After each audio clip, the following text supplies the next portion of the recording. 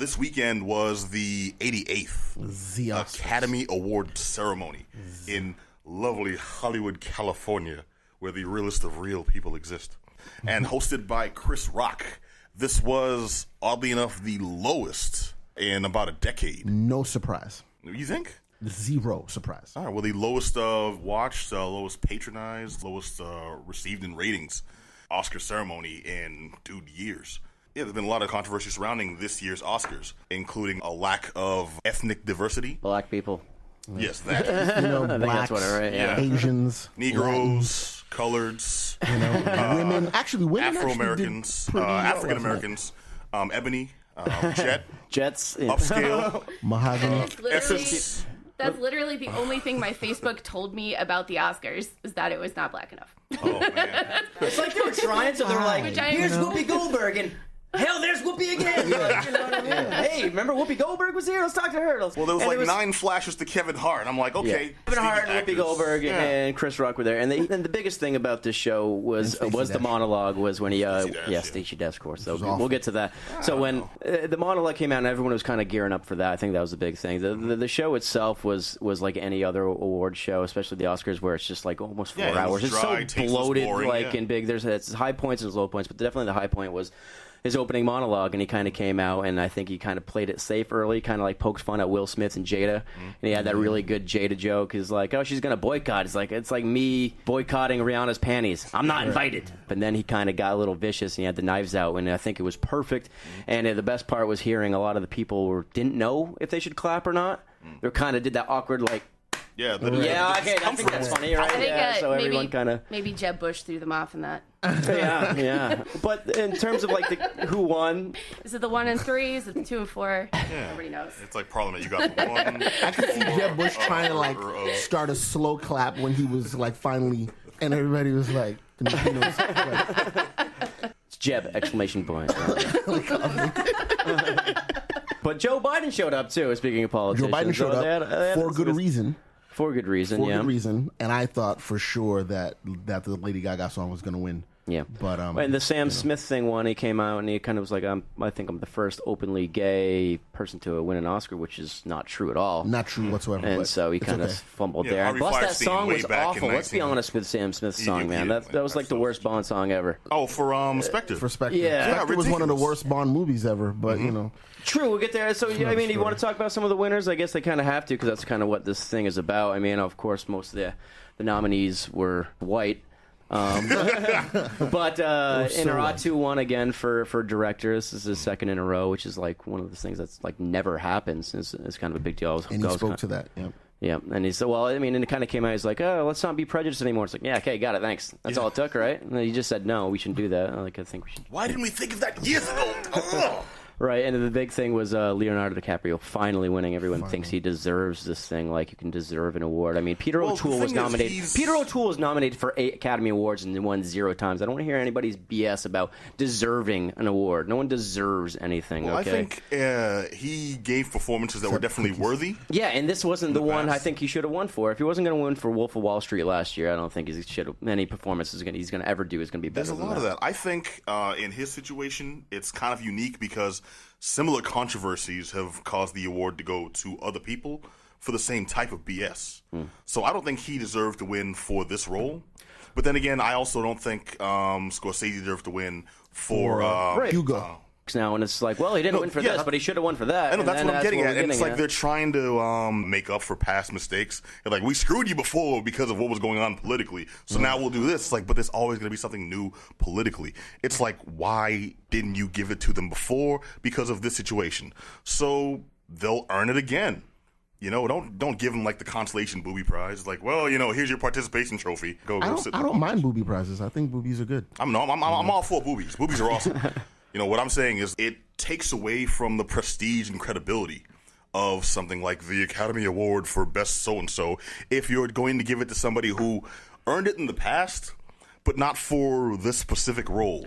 Now it becomes, we're just trying to make amends for screwing you at another point in history, so we'll screw someone else out of it, Well, here like my take on it is I don't think that Revenant was a bad film, and I don't think Leo did. No, I'm not bad saying it's bad. Don't get me wrong. No. I'm just saying in terms of him getting this award. Like when he won the award, he won, and he actually went on stage and he gave a very purposeful, very kind and thoughtful speech.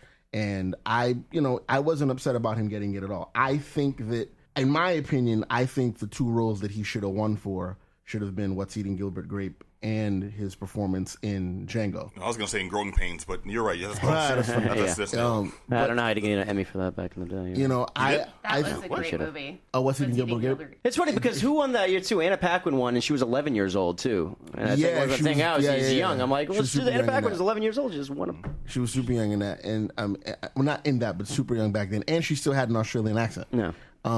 Or New Zealand accent, actually. She's not from Australia. It's not that different. Don't say that to them. Yeah, don't tell them that. Okay, you find me the Australian in the room. I will. But yeah, no, I mean, I enjoyed the Oscars last night. I wasn't surprised that the ratings were low. I thought the way that the hoopla that was surrounding it was really unfortunate. I mean, hearing Jada say what she said, I can see her point, but this isn't like someone who doesn't have executive power complaining about this. Like you folks don't own a studio like a Tyler Perry, but you own production companies where you can greenlight projects that actually can make a difference. I mean, you're Will Smith. Yeah, well, my thing was always is if you're going to boycott it and go, I don't think that's really the right thing. I think the only way you're going to affect change is actually showing up and being a face there and being like, this is messed up. Right. And say something and being present. People like being uncomfortable. That's going to make somebody, regret and then maybe change something. It's not like everyone just doesn't show up. It's like, out of sight, out of mind. Well, one thing I've noticed is my opinion is very unpopular in this particular situation because I was actually for Jada's point of view and Spike Lee's point of view because they were saying, despite the fact that there are greater issues, especially now in America, greater issues, more important, more pertinent issues than a diversity in the Oscar ceremonies. Yeah, and the Oscar and Chris Rock pointed that out too. He did. It's like we're doing this boycotting now because you don't have anything really to protest. Yeah, but that doesn't make it not an issue. You're right. No, the fact of course that it is an issue and a long-standing one. Granted, there are more important things, but that doesn't mean it's okay. Right, right. Right. And that's the thing I think people are losing sight of. The fact that just because it's a minor injustice doesn't negate the fact that it's still an injustice. And granted, it doesn't necessarily warrant we're gonna do this mass protest. It's gonna be a whole thing. No black people, no Asian people, no Latinos, no anything is going to the Oscars. This is how Jada sounds now. It's going to the Oscars. She always sounded like that. What do you mean? But it's just like, and you're absolutely right. There are better ways to protest it. I think it should have been protested in some way. But I think it also got blown way out of proportion by the reactions. One thing I've taken note of is I understand what Stacey Dash was trying to say. She just worded it very poorly and then has not defended herself. Well, she came out last night. She trolled. Yeah, she came out last night. No, that was the wrong approach as well. She came out and basically belittled. And nobody laughed. And everyone was like, it's just like, I don't think anybody expected, like when Chris Rock said, and Stacey Dash, everybody in my living room was like, no Stacey way. Dash And then it was really Stacey Dash. And then it was really Stacey Dash. And the audience even kind of actively gasped. It was definitely palpable little thing. But I mean, so what this comes down to is a lot of good movies were snubbed in the original Oscar nods. And I think that continued to be an overshadow because of the controversy that came from that very act. Like Dope was a fantastic movie. Dope was an awesome movie. I think it should have deserved it deserved something. Straight Outta Compton deserved, definitely from the acting performances. Yes. Like the dude, I forget his name. I always forget his name, but the guy who played Eazy-E. Eazy-E. Yep, did a phenomenal job in that movie. And just for that Jerry curl, sure. Creed. Ryan Coogler needed a director nomination for that. And I'm actually saddened that Stallone lost, even though he got a nomination. He did not win the Best Supporting Actor because that I think was one of his best roles, ever. But Mark Rylance was the man too, and that wasn't upset. Here's my take on Sylvester Stallone not winning. I'm not. We all know you wanted him to win for Demolition Man. It's not going to happen. Okay, I'm sorry. I actually thought Wesley did a better job as Simon Phoenix in that movie. I would have liked to have seen him in that. But in terms of Stallone, he won the Golden Globe. And then he went on stage. I think he was in all honesty, I think he was genuinely surprised and he did not expect to win. And he went on stage and he didn't thank Ryan Coogler and he didn't thank Michael B. Jordan on air. And then once he realized he made his mistake, he went back to the mic and he said, I apologize. I want to thank Ryan Coogler. I want to thank Michael B. Jordan, but it was off camera when he did it. Had he won this time, I think he would have made a point in doing that. But it was one of those things where it was like, I'll be able to forgive him a bit just because if there wasn't, if there wasn't a Sylvester Stallone to write a Rocky, there wouldn't have been a Creed in the first place. No, this is very true. You know what I mean? Could also, I think he lost because Mark Rylance was a better actor. This is a classically trained Shakespearean actor, you know what I mean? And we're upset about the guy who was in, Stop or My Mom Will Shoot. Let's get serious. Hey, that being said, did you think that Mark Ruffalo was going to win? No. Because when they said Mark, what's the actor's name? Like the last name? Rylance. So they said Mark and I put my arms up like, oh my God, Mark Ruffalo just won an Oscar. And after he gave that wink to the camera when he was nominated too, he's like, yeah. Wow, that was a complete surprise to me. Yeah. I like seeing him throw you a real curveball, be like Mark Rubio. Like, it wasn't that big of a. My favorite moment of the night, and a lot of things are have been overshadowed with a lot of the controversies going on. But like Ennio Morricone winning our best original score for The Hateful Eight, and this guy is like 80-something years old. Yes, and of course, they put him really far from the stage too, right. So his old ass had to like walk up there, and it was like, come on, you can't put him that closer. I'm wondering if they're hoping for effect, like as he's riding down, you hear the theme from Two Mules. Yeah, sure, but they gave him a standing ovation and they clapped for a long time and they didn't play the music to get him off stage because that would have been awful. You know what I mean? Let that man talk. And so he did his thing. It would have started on the way up. Yeah. Screw it, he's already over time. Well, let's just keep going, right? So. It was like he had a translator too because he still doesn't speak English. You know what I mean? It was just it was a great moment and let's not forget the female category for Best Actress. It was so good. Everybody was nominated this year. I've seen all the movies that they were in. It was so good. I think everybody should have gotten an award for the whole thing. But Brie Larson for Room was fantastic. By the way, it's Room, not The Room. The Room is a completely different thing, by the way. All right. I thought the female one might have gone to Eddie Redmayne, which would have been really awkward. Right. I'm also glad he didn't win for that because I felt that was kind of the same performance from Theory of Everything. I thought he deserved Theory of Everything. What do you mean, overacting? No. I actually think he's an amazing actor, but I think that he it was essentially the same type of a performance of a character who's going through a physical transformation.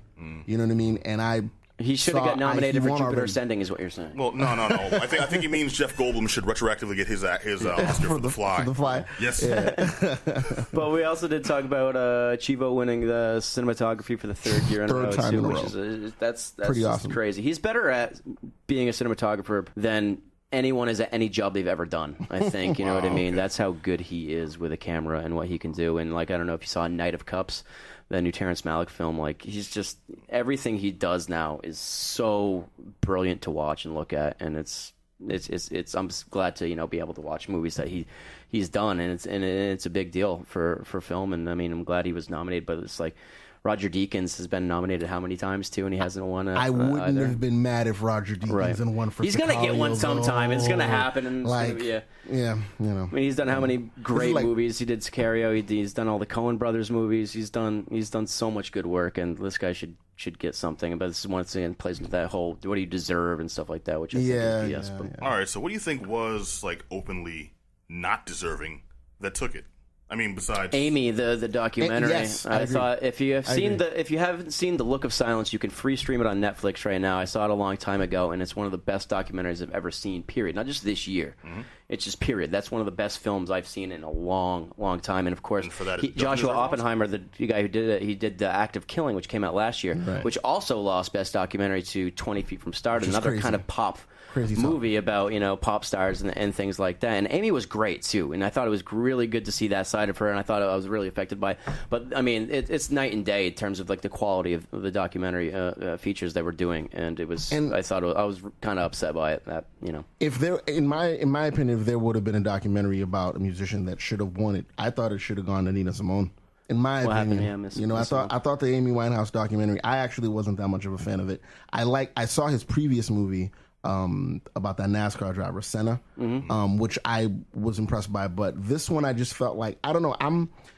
It reminded me of I don't know if you guys saw Montage of Heck, but the Cobain one. Yeah, something about me still feels some type of way about like seeing people's private lives that like no one would have ever seen. You know what I mean? Like showing like her, footage from like old cameras and stuff that was like on her hard drive and stuff like that. I was like, I don't know if I really need to see that side of her. I don't know if they'd want me to, and that's kind of what part you struggle with too. You know what I mean? It's like with Cobain, would Amy really want to see that stuff? That's kind of stuff with like her father and things. That's just like putting her out there. It's like that seems like Kat's trying to capture a sense of realism. Like you were a big fan of this person, but you knew them as a performer. It's true, but they were like killed by the media, and then they're more exposed after death, and they can't defend themselves. Kind of makes me a little queasy. It's not always about defending. These are still edited by people. They're not going to show you like the most private, nitty gritty, awkward. Well, they did. They were pretty raw with the Amy Winehouse documentary. There was like underarm hair and tweezers. And you didn't see it? I didn't see it. Went in. They went in on Amy Winehouse. Yeah, for sure, man. They pretty much, it was like open book. This was her life. And my only problem with the movie, well, not my only problem, but my main problem with the movie is that I felt that it focused way too much on her life basically being a pit of darkness. There wasn't any point in the movie where I felt like, oh, at least you can say when she was smoking weed and drinking, she was happy making her music. Like they didn't focus on Frank at all. They just went, she was, like she had like an eating disorder. She had some issues with her parents. Yeah, she recorded this album that's kind of okay, which I think is her best album. She kind of recorded this album, but then she did Back to Black. And then it was just like she was addicted to these, like really super strong drugs. I never felt seeing the movie that there was a point in her life where they showed her as being happy on any level. Maybe they were trying to paint a picture of her being like a tortured soul, because that's like one of the main things that sold her music. She, like, people hate understood her that's dad coming and from. Yeah, basically every man in her life. Yeah, right. Was a piece of right. Raw emotion was the selling point. So true. Keep in mind the people that put this together. They still stand to profit off of her reputation, off of her, sales. That's true as well. And off of her legacy. Right. So to paint the fact that you bought this because it was deep, it was emotional, it came from nothing but that inner struggle. And then to see her, smiling, maybe she had like happy family moments, birthdays and things that was saved on there. It's more beneficial to them to paint it a certain way and to just leave that stuff out. But seeing her, like there were parts in the movie where like there was one part near the end where she was actually having conversations with Tony Bennett when she was doing like debuts and stuff. Duets and stuff. Well, I've talked to Tony Bennett too. That dude's depressing. I'm just saying. Well, I mean, I really liked that because it showed how humble she was. She just was just like, if you don't want to work with me, I totally get it. I'm messing up. And he was a complete gentleman. And that redeemed her for me. That made me really appreciate her. It kind of made character. me sad, that scene, because I saw someone really not on the top of their game, know they're failing in front of their hero, and it really kind of tore me up. I don't know what Tony Bennett considers her a hero. Like he actually is. Or like was like she like that was a joke that I think you all missed. No, I got it after the fact, but no. Thank you for that. This is a funny show, yo. Sorry, Pat.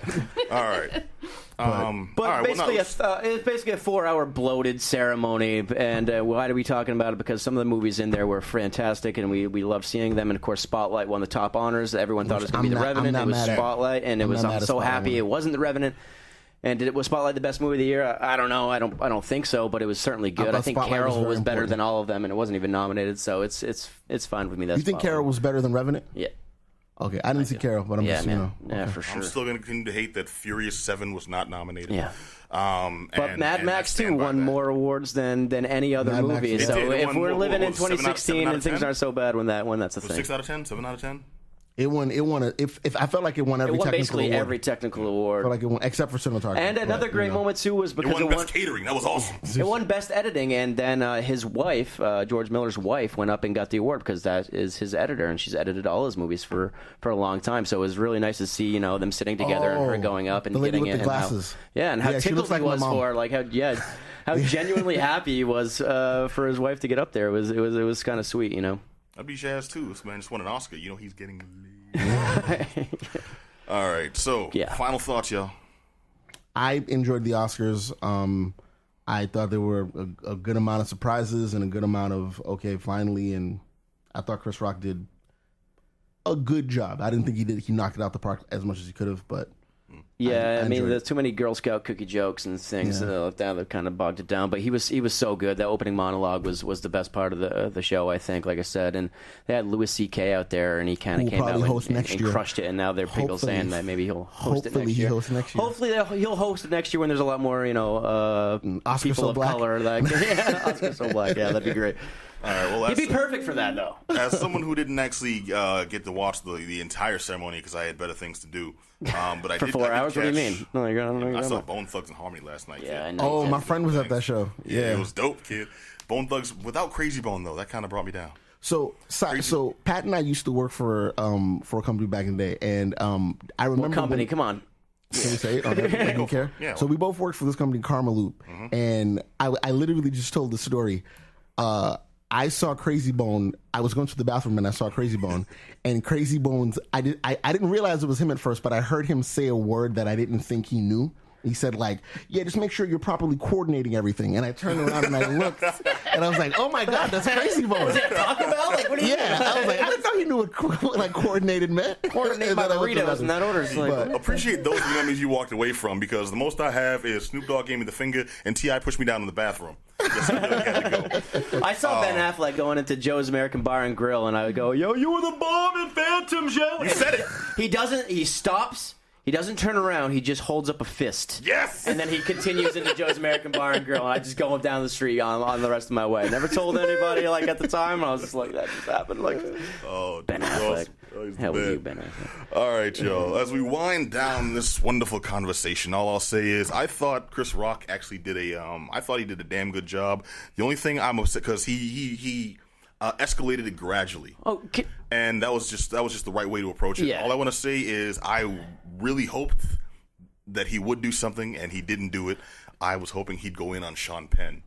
Sean wasn't there, I don't think. I didn't see him, so maybe that's why. Yeah, but he's watching from home or something. Right. You know it. Or maybe he is. What about the El TV. Chapo stuff? No, because they had beef the last time he hosted. Yeah, dude, something because he was laying into Jude Law, and then because he did a movie with Jude Law. He's a really good actor. Yes, that's exactly it. Sean Penn is perfect. Anyways. Can I say one thing too about the ceremony? This is What do you before got? the ceremony started. Can we not get Michael Strahan to do anything with people? He is the worst. They were like, interviewer. We do have black people on this show. Yeah, he was the worst interviewer I've ever seen. Time. He did that thing with Ryan Gosling and Russell Crowe, and it took him 20 minutes to go. So you have a movie coming out, and it was they were like, just get through it, Michael. Just get through. You could tell, and he was he was so bad. Yeah, he was so bad. Well, if all you need is do with, I'm sorry, Mike, Russell but Simmons is somewhere just waiting for a call.